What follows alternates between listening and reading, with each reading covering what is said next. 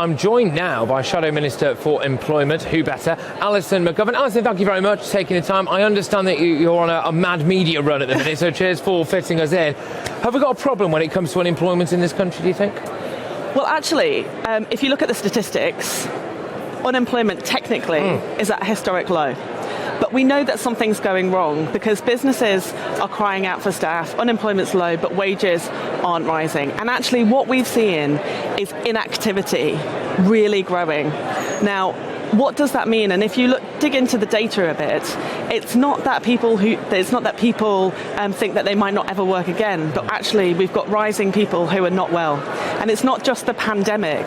Even before that, we have growing problems with some of the issues in the NHS and our health system feeding through to employment. So what do you mean? So you think that people are too ill to work? Too many people are too ill to work?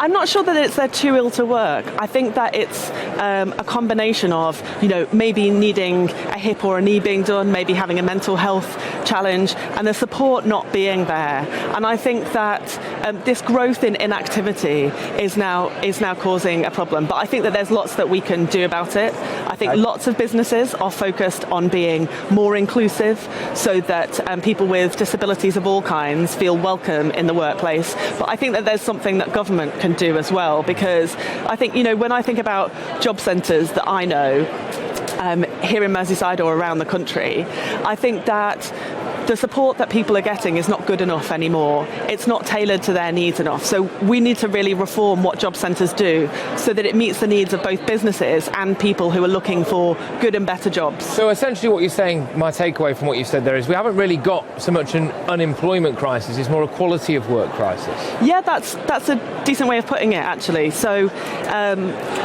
it's do you feel that there's a job that you're able to do alongside that takes into account your your health condition and other things, but also the other problem that we have is around caring responsibilities. So we know that we need a really good plan for social care, and that if we could help people not have so many responsibilities outside work, that would mean that they could do more in work. Well, like so what then? So what are the responsibilities outside work, like having kids? And there's a whole generation of people in their 50s, for example, where inactivity has been growing a great deal. We need to know more about it, but I think that there's a lot of people who are sandwiched between helping their kids with their kids, so their grandparents, and also looking after older relatives. Can I just ask? So some people might say that's a basic human function. People since Neanderthal times have had children, their children have had children, and they've looked after their families. Why does the government need to get involved with that now? Well, the government has been getting involved with childcare and care of older people for a very long time, because we can't expect people to do two jobs at the same time. And that's why I think modern NHS would help support social care so that we can look after older people in their own homes and have that good support for them, so that those people who are at the moment are getting squeezed by those caring responsibilities can take up good and better jobs, and that will help not just them to earn more, but it will also help our economy to grow. One of the things that Liz Truss came out and said, which I think has proved massively controversial with the Tory base and potentially within her own cabinet as well, has been about maintaining not an open door immigration policy, but not too far off, continue to go for mass immigration to help grow our economy. Where does Labour stand on that then? Presumably that's almost like a Labour policy.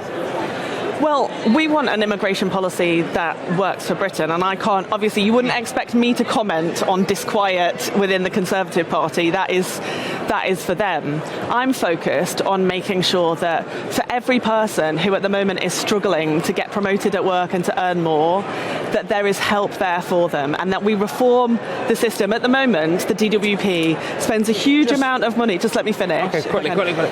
The DWP spends a huge amounts of money on schemes that we know haven't helped people into work. We've got to change that. Businesses are crying out for staff, and people want to be able to do more at work. So we need to focus on changing the things that the government can do to help them. Okay, there's no argument whatsoever, a bit like what Kwasi Kwarteng might have been saying, that some people do just need to work harder. I don't think, look, I'm not a Liz Truss person. I don't think that the British public are idlers. I think that's ridiculous that she, was in that book writing that. I think it's about the infrastructure, and whether that's public transport that helps you get to work or the childcare system that helps make sure that families can make the most of life. I think that's the kind of infrastructure government can provide to help people move on and move up in work. All right, well, look, thank you very much. Appreciate you making the time for us. Good to have a chat. I could spoke